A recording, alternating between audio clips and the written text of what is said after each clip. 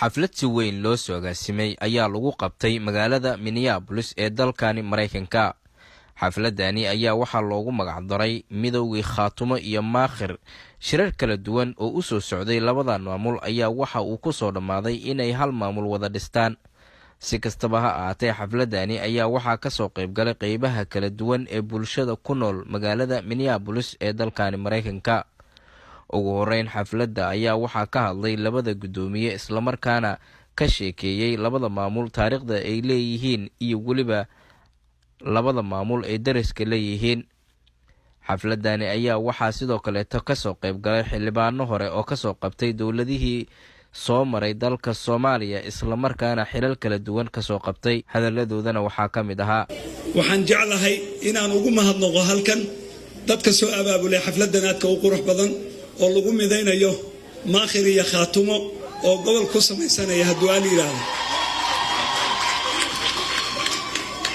waxaan jeclahay inaan halkan uga faa'iideysto inaan idinka soo gudbino fariinta aan wadno oo caawa halkan aan idinka sheegno si cadaan ah.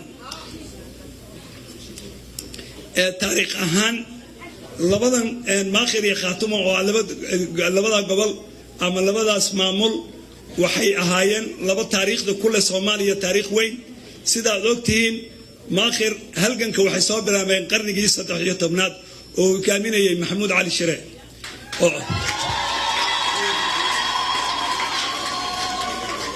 dad qanaan halgankaas Maxamuud Cali Shire waxaa la xiray xilligii Ingiriiska 1900 baa la xiray iyo 20kii waxaana la geeyay waataqanaan Seychelles. waqtiyadaas ayay ka bilaabatay.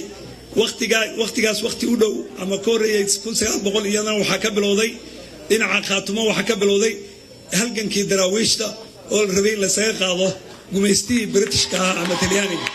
xafladan waxay daaran tahay oo biyo dhac u tahay kulamo badan oo noo socday iyo shirar badan oo aanu lahayn. waa xaflad xambaarsan fariin midnimo oo goboladaas inay geedi socod midaysan ay wada yeeshaan hadda laga bilaabo dal iyo dibadba. Last time I had the opportunity to speak to all of you was at a Khartoum State event. And now we have Khartoum and Maakhir together. And you might as well add Awdal in there too. Because some of you represent the Dirawish state of Somalia, right? These are the people that are going to bring back Somalia, the people of the Awdal Empire, the people of the Maakhir Empire, the people who founded the Dirawish state. And last, I want to say, President Formaggio, we support him. We support Formaggio. We support the Formaggio presidency. We don't consider Musa Bihi our president. We consider Formaggio our president. inay ka bilaabato goboladeena gobolkan aan dhisnay inay ka bilaabato halkaas ay xornimadu ka bilaabmaysaa. hadduu Farmaajo cod u baahan yahay oo madaxweynaha la rabo in lagu soo doorto cod shacab lagu soo doorto 45 gobol ayaa codkii ugu badnaa haysta. hasha hadday ka soo dhacdo mid baa qaata, laakiin 20 sano tagneen wuxuu soo dhici waayeen walaalayaal nacaawiya.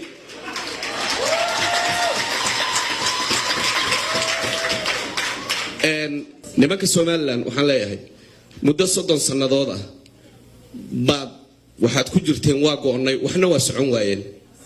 dhalinyaradii yaryarayd ee dhalatay xilligaas 30 jiray gaareen walina wax aqoonsi ama jiro. marka waxaan oran lahayn annagana taageera idinkuna markaas dee nagu daydo maamul goboleed samaysta. waa sida Soomaaliya aad wax ugu noqon dadkuna ma kala maarmaan.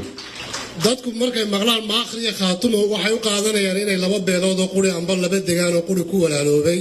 laakiin caawa waxaan halkan idinka sheegayaa anigoo ah Mustafa Martin Maxamed oo ka soo jeeda gobolka Togdheer inaan annaga lafteedu ka mid nahay maanta caawa laga bilaabo Maakhir iyo Khaatumo.